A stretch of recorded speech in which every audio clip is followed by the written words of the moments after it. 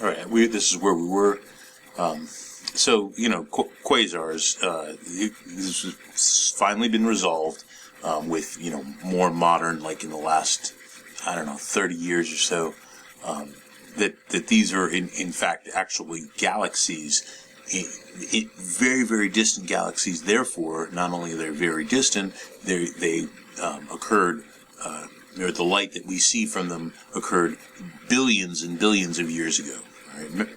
One thing that we're going to do in the next chapter, in chapter 18, is we find out that, of course, the universe is about roughly between 13.7 and 13.88 billion years old. So, some of these galaxies we find, billions of light years away, 2, 3, 4 billion, and even more than that, with modern telescopes. All right, so let's keep going here. So again, another classification is AGN. So quasars are this group of the three different types of active galaxies, which again is just a small fraction of galaxies. Now here, let's see, measuring the diameter of astronomical objects by using their light variability. Actually, here's a good look at that. It's a nice picture. So, well, let's say this doesn't have to be a quasar, but it could be certainly any object that varies its brightness. Let's say what you're seeing. So you look down here at this graph. So this is brightness versus time, and so when we receive this change in brightness occurring when the light from A reaches our telescopes, and then of course we see the change in brightness. It stops changing and just stays at the same brightness. The only way for that to happen is, when you're seeing the light change over the entire object, right? So this time here, multiplied by the time difference between point A and point B, multiplied by the speed of light, gives you the diameter of the object. So that's how that works. We're not actually going to use that equation for anything, but that's kind of a simplified way of doing it. I mean, it's actually not. It's more involved, obviously, but anyhow, that's how that.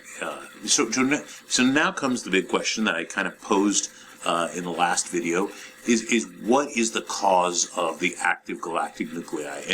And people had lots of ideas for a long time, but since the discovery of supermassive black holes, which goes back about 25 years or so, when we first discovered, the supermassive black hole at the center of our galaxy, and then others, it turns out that is the cause. Okay, so exactly what it is. What is it, right? Because every galaxy has a supermassive black hole at the center of its galaxy. So why are some of them, approximately 10% of galaxies, producing more energy than, up to 1,000 times more energy than your normal galaxy, like, for example, the Milky Way or the Andromeda galaxy? And so here's a simplified way of thinking about it. The black hole in the center of the galaxy, the supermassive black hole at the center of the galaxy, always has what's called an accretion disk, which is just material that is, the black hole at the center of our galaxy has this, and it's just material that is trapped by the black hole, by the gravitation of the black hole, and as that material orbits the black hole, it basically rubs against the different pieces rub against each other, and motion is heat, right? And so it'll heat up to literally millions of Kelvin Recall the surface of the sun is about 5,000 Kelvin, to give you, an idea of how hot that is. And so this thing, the accretion disk itself will actually emit X-rays, it turns out. And the other thing that we find is these black holes will actually eject material in a jet. This jet of material will travel in two different directions, and this has more to do with the magnetic field. These are charged particles that are following the magnetic field lines. Even though the black hole is gravitation, is this incredible amount of gravitation, these are particles that are obviously not past the event horizon.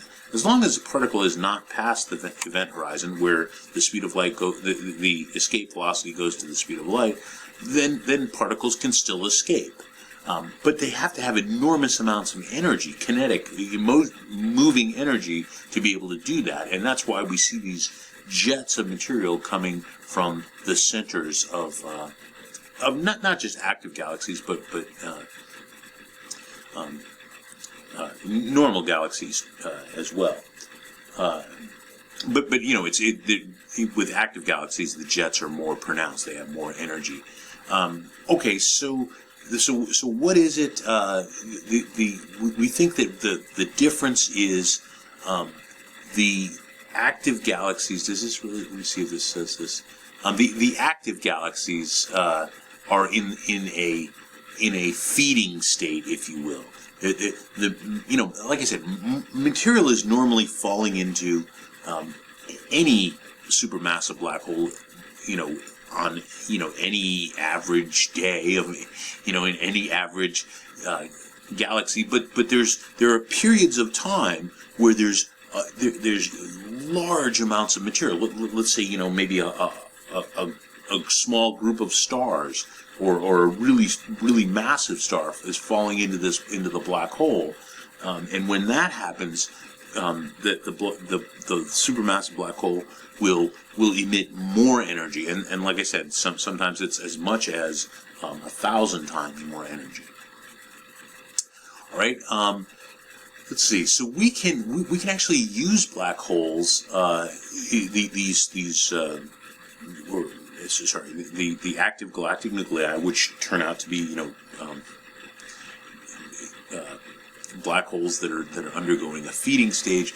We can actually use these to determine what material is in between the stars, and the way that we do that is what's called using a gravitational lens. In fact, we use gravitational lenses now in modern astronomy.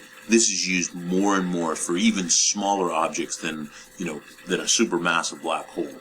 We're getting to the point where we can measure just small changes in the direction of light. And this comes from here. Let me go to this next slide. This comes from what's called that's an example of what happens for a gravitational lens. It's actually the next slide. This really shows it. Okay, so what's going on here is gravity will bend the light. Okay, this is what Einstein proposed in 1916. It was verified by an astronomer named Sir Arthur Eddington in, I think it was 1919 or so, 1918 or 1919, where he witnessed an eclipse of the sun in Africa. He went to Africa to witness it. He was from England, and he actually noticed the stars would bend from where they were deflected from where they would normally appear. We know the night sky really, really well. Now, so that proved Einstein's theory of general relativity. The modern theory of gravity was correct, and what Einstein's equations, which by the way, the general theory of relativity is very complicated mathematically. It's pretty involved, but what it does for you is, or for us, is it'll tell you the amount. So let's go back to this picture. The amount that the light is bent will tell you how much matter is there, right? So how much matter is the more matter, the greater the greater the angle of the gravitational lens. And so this tells us, like, this is another way of measuring dark matter, for example. All right. So one of the things that we find with when we started doing gravitational lensing, and actually even before this, this is just showing you some examples. You can see some of these arcs of light, which just means that there's a massive object. So it's this. This is the picture that you're getting. I mean, it's there's a very distant object. There's a massive object between us and where that original massive object is, and so the light passes near that massive object, which is obviously closer to us, and the light will bend, and the light has to, it just has to line up just right. But the universe is so big, this definitely happens lots and lots of times. And so we see lots of gravitational lenses, and so when we look deep into space, we can actually see these